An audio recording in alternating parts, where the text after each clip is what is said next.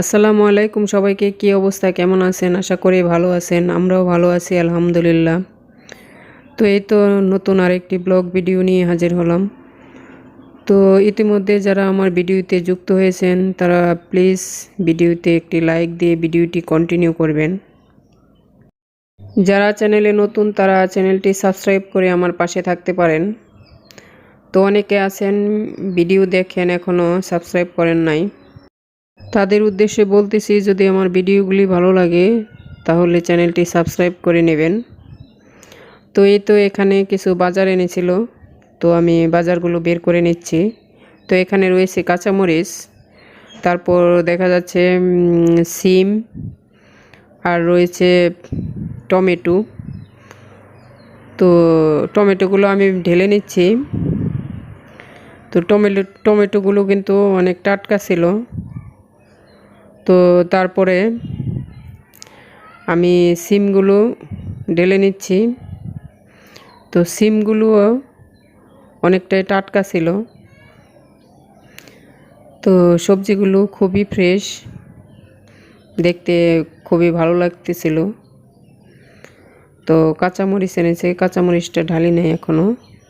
তো এখানে রয়েছে মুসুরির ডাল, তারপর হলুদের গুঁড়া, আর রয়েছে একটি মুরগি। তো এখন এগুলোকে আমি গুছিয়ে নেব। তো আজকে আমি রান্না করব লাউ। তো আগে লাউ ছিল, তো লাউ রান্না করব মাছ দিয়ে।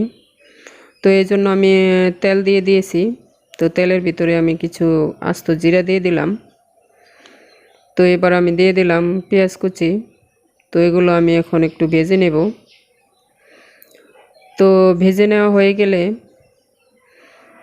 তো এবার আমি নেড়েচেড়ে ভেজে নিচ্ছি। ভেজে নেওয়া হয়ে গেছে, এবার আমি এখন বাটা মশলা দিয়ে দিব। তো আজকে আমি মশলাগুলো বেটে নিয়েছি। তো দিয়ে দিলাম পরিমাণ মতো পেঁয়াজ বাটা, সামান্য আদা বাটা, তো দিয়ে দিলাম জিরার বাটা। তো এগুলো এখন আমি একটু ভেজে নিচ্ছি। তো আদার গন্ধটা যাতে একটু চলে যায় এই জন্য ভেজে নিলাম। তো এবার আমি সামান্য পরিমাণ পানি দিয়ে দিচ্ছি। তো এবার আমি এখন গুঁড়া মশলাগুলো দিয়ে দিব যাতে পুড়ে না যায়, এই জন্য পানি দিয়ে দিয়েছি।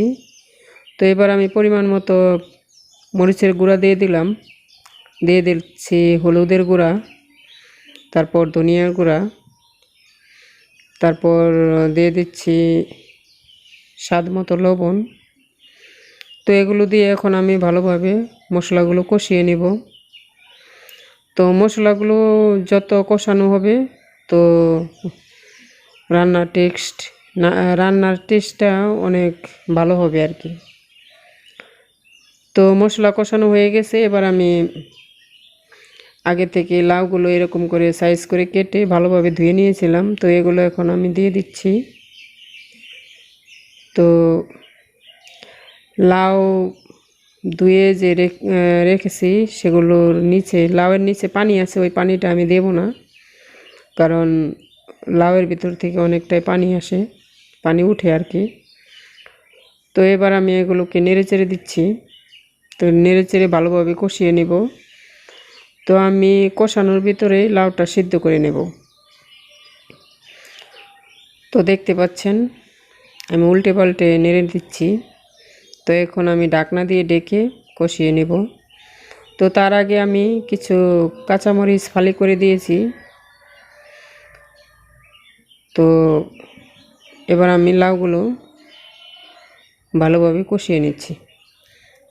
তো দেখতে পাচ্ছেন লাউটা অনেকটাই কমে এসেছে, তো লাউটা সিদ্ধ হয়ে গেছে। তো এবার আমি পরিমাণ মতো ঝোল দিয়ে দিলাম। তো এবার আমি আবার কিছুক্ষণের জন্য ঢেকে রেখে দেব। তো এবার ঝোলটা ফুটে উঠেছে, এবার আমি মাছ দিয়ে দেব। তো মাছগুলো আমি আগেই হালকা করে ভেজে নিয়েছি, তো এটা এখনো দেখানো হয়নি। তো ভিডিওটা লম্বা হয়ে যাবে এই জন্য আমি এটা দেখাইনি। তো এবার মাছগুলো আমি দিয়ে দিলাম। তো দেখতে পাচ্ছেন তরকারি প্রায় হয়ে এসেছে। এবার আমি কিছু ধনিয়া পাতা কুচি দিয়ে, তো হয়ে গেল আমার লাউ রান্না। এবার আমি কিছু পাকুড়া বানাবো বিকালে নাস্তার জন্য। এই জন্য নিয়ে নিয়েছি পাতাকপি, অল্প একটু গাজর ভালোভাবে কুচি করে নিয়েছি, ধনিয়া পাতা কুচি, চাউলের গুঁড়ি, অল্প একটু আটা, তারপর বেসন, তারপর একটু গুঁড়া মশলা, আর আদা রসুন পেঁয়াজ কুচি, অল্প একটু কাঁচামরিচ কুচি, তারপর একটু সরিষার তেল দিয়ে ভালোভাবে মাখিয়ে নিয়েছি। এই তো দেখতে পাচ্ছেন কত সুন্দর কালার হয়ে গেছে। তো খেতেও কিন্তু খুবই সুস্বাদু হয়েছিল। তো এতক্ষণ যারা যুক্ত ছিলেন তাদেরকে অসংখ্য অসংখ্য ধন্যবাদ। সবাই ভালো থাকবেন, সুস্থ থাকবেন। তো কমেন্ট করে জানাবেন ভিডিওটি কেমন লাগলো। সবাইকে ধন্যবাদ। আল্লাহ হাফেজ।